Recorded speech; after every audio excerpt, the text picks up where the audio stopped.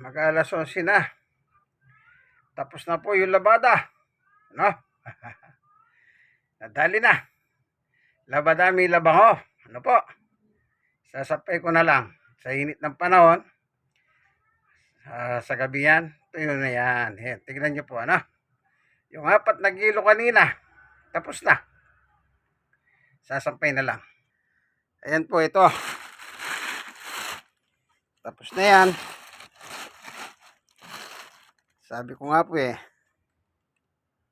mag-alas 12 tapos ka ako. Hindi pa. Hindi lang May isang oras lang.